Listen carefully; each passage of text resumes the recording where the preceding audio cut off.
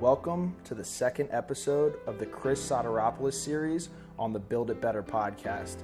Chris is the principal and founder of Tricrest Homes located in McLean, Virginia. I am Zach Hopkins, and it is my job to dive deeper with you into what Chris has learned, what he knows, and where he's going. If you want to be the best, you need to learn from the best. That is why Build It Better exists. It's designed to help the next generation of residential professionals connect and communicate with the best in this industry. Chris is experienced beyond his years and is someone I look up to greatly when it comes to building a seamless luxury customer experience and brand. In this episode, we'll explore how Chris transitioned into building high-end custom luxury homes and his process of defining that demographic. Where I'd like to start is, have you always strictly been in residential, and did you always know that you wanted to go to that high-end custom luxury homes? Yeah. So I did. I have spent my career in the residential sector, and when I worked for a national builder, I was working for their high-end products. So I would build their biggest, their largest homes, the most expensive homes.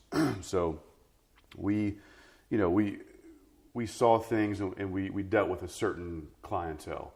That clientele was particular. They knew what they wanted. This might be their third or fourth home. Okay.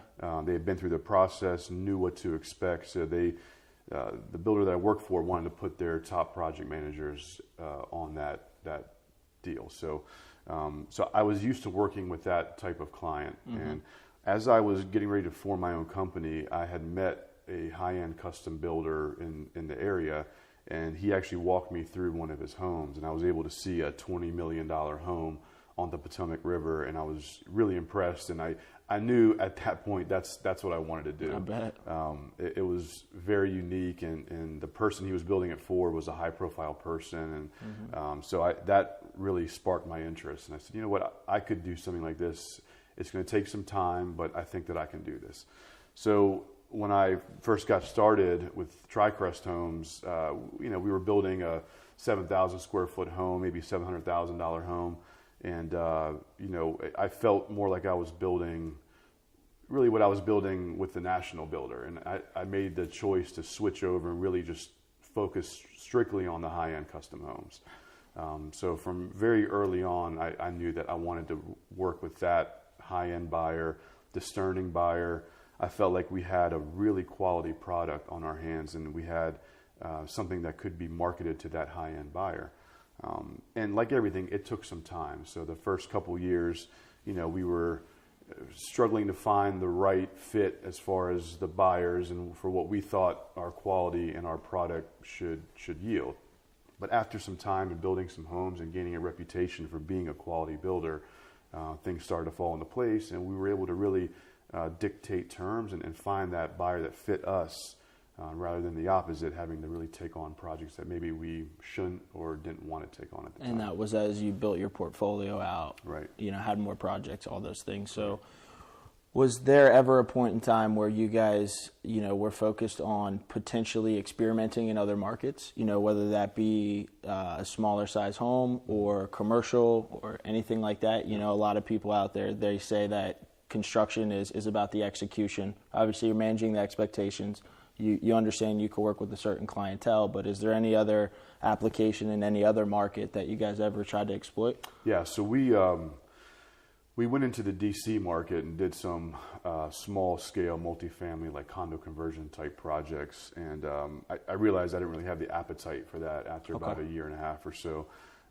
It was lucrative, but there were some hurdles and some challenges that I felt like it wasn't really what we specialized in. So our passion is to really build a high-end custom home and really shepherd people along the process, because it can be overwhelming, even if they've been through it 4 or 5 times. To build a $3, $4, $5, $7 million home and make all the choices and spend 3 years working with someone can be overwhelming. So we felt like that's where we were set up, and that's the passion that we had as a company, is to really pour our resources and our time into those types of projects where we can get to know people, find out what makes them go, and really help them achieve their goals in the process.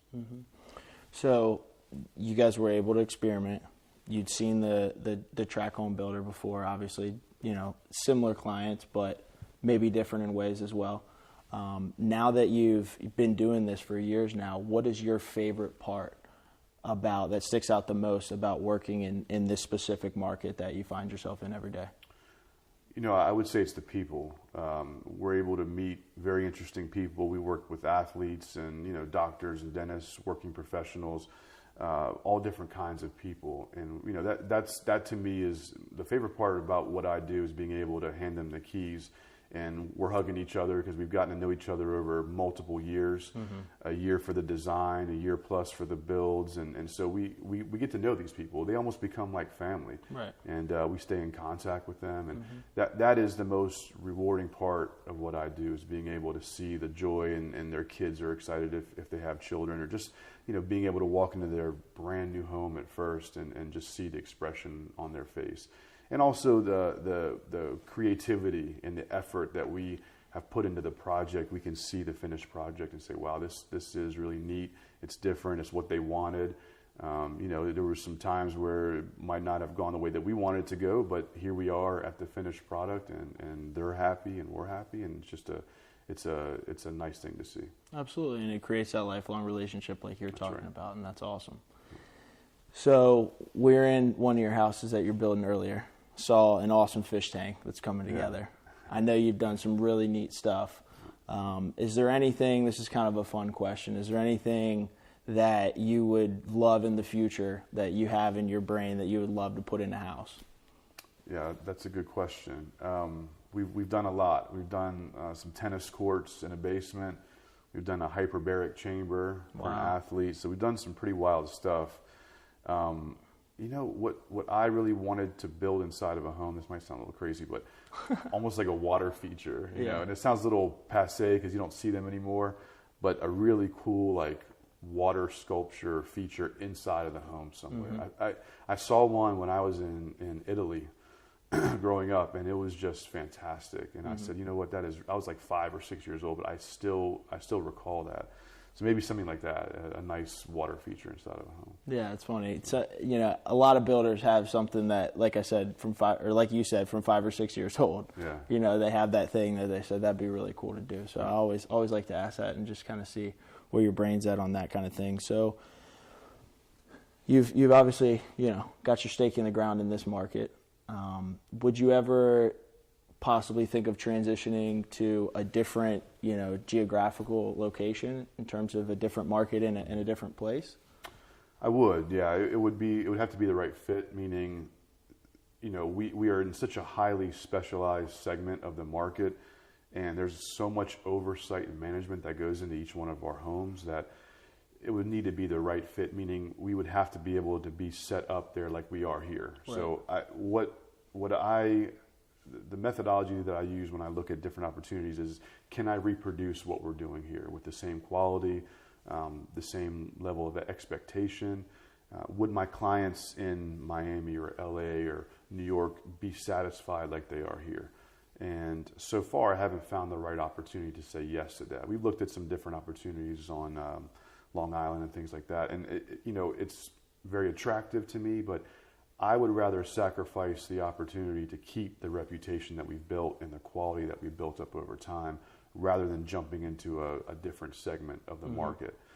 So if the opportunity comes up and it makes sense, sure, we would absolutely go into a different market. I feel like what we do, the product that we offer, has a wide appeal outside of the Metro DC area. So a lot of our clients come from Manhattan or Texas or LA or Las Vegas or even overseas, and they like what we do because that's what they're used to seeing in different parts of the world, but they really can't get that here. So I feel like we could replicate what we do, but again, it has to be the right fit.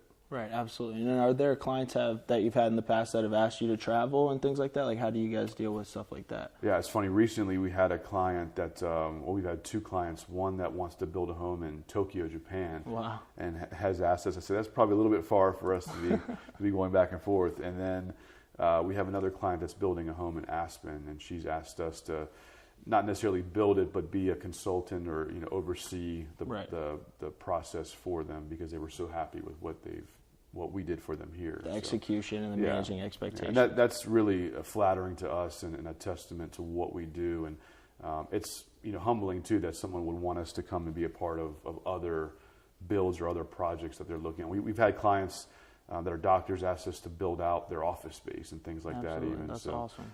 It's great, and we hate to turn people down, but the truthful answer is we want to specialize and focus on what we do well, and that's building high-end luxury custom homes. Right. Absolutely. Well, that kind of wraps up that chapter. I think we've walked through your demographic and how you're able to define it, and then walking through. It was great to learn about that you guys experimented with different markets and things like that, and I think you've seen such a large part of residential construction as a whole that you understand what you're good at, and it's really cool to see that you guys have just carved that out to be the best at it in the area.